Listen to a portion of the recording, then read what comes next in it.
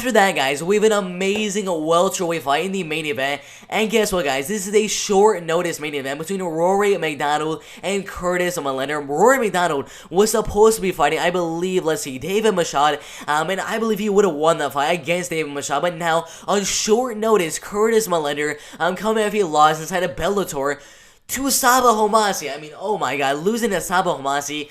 Not really too good of a look for a guy like Curtis Millender. He's very tall and very lengthy, a 2-inch height advantage and a 2-inch reach advantage in the fight. A little bit older, Rory MacDonald is going to have the power advantage in my opinion. The wrestling advantage, the submission advantage, the clinch advantage, everywhere you look at the fight, except for maybe at range. Rory MacDonald will have the advantage, and in the clinch, the only real weakness from Rory MacDonald is the knees right down the middle from Curtis Millender, because he's a very tall, lengthy fighter, really good head kicks as well, and really good body kicks as well. The Rory MacDonald, a humongous favorite at minus 515, only 31.5 years old, 21 wins, 6 losses, and 1 draw. Every single one of his wins, 7 knockout wins, 7 submission wins, and then I believe 7 decision wins. I mean, it's spread out between KO, submission, and decision. Out of his losses right here, 3 knockout losses and 3 decision losses. The man is an absolute beast, a really good striking, really good grappling. Everywhere you look at him, he's just an absolute beast.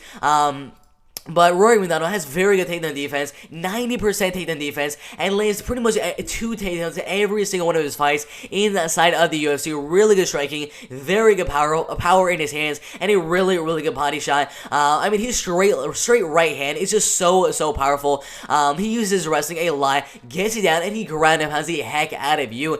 Every single time he goes out there, gets 2, maybe 3 takedowns, gets you down, and ground and pounds you the entire round. And in the striking game, that right hand is going to be really good for Rory MacDonald in the fight. You look right here, boxing, Brazilian Jiu-Jitsu, wrestling, Muay Thai. He's pretty much a beast. Everywhere you look at this man, he's so good at in the boxing, Brazilian Jiu-Jitsu, in wrestling, and Muay Thai. He's good in every facet of the game. Curtis Millender, his takedown defense is okay, probably around 50%. But in this fight, Rory MacDonald is going to go out there, and he's probably going to land 3 to 4 takedowns in the fight. I don't really see Curtis Millender defending much of the takedowns. If he does defend the takedowns, overall, he's still going to be caught in the clinch situations where Rory MacDonald will have the advantage there. He's very long and a very lengthy fighter, opening up some of those shots like the leg kicks, the head kicks, the body kicks, the knees, the flying knees, all those crazy shots from Curtis Millender are going to be very open for him in this fight. Lots of leg kicks as well, very good uppercuts in the clinch as well, but he's not really too good against the rushing attacks. In this fight, Rory MacDonald, if he just rushes towards him, goes for a jab, a right hand, then another jab, and then goes for the double leg takedown, I think that is going to be a really good attack for Rory MacDonald in the fight, which could lead to a lot of takedowns and double leg takedowns from Rory MacDonald in the fight. I think overall, in the clinch, in the striking game, in the grappling game, wherever you look at the fight, I think Rory MacDonald will have the advantage. I think in this fight, he will play more of a wrestling and grappling based game plan, and go for 3, 4, maybe even 5 takedowns in the fight, and ultimately win the fight by 30-27 unanimous decision. The main way I see Curtis Millender winning the fight would be to defend all of the takedowns and not to accept the clinch situations with Rory MacDonald. Keep the fight at range, use his height and use his reach to win the fight by decision. But it's going to be really hard to use that height and reach when you got a guy like Rory MacDonald just pressuring you the whole entire fight, getting into the clinch and taking it down over and over again.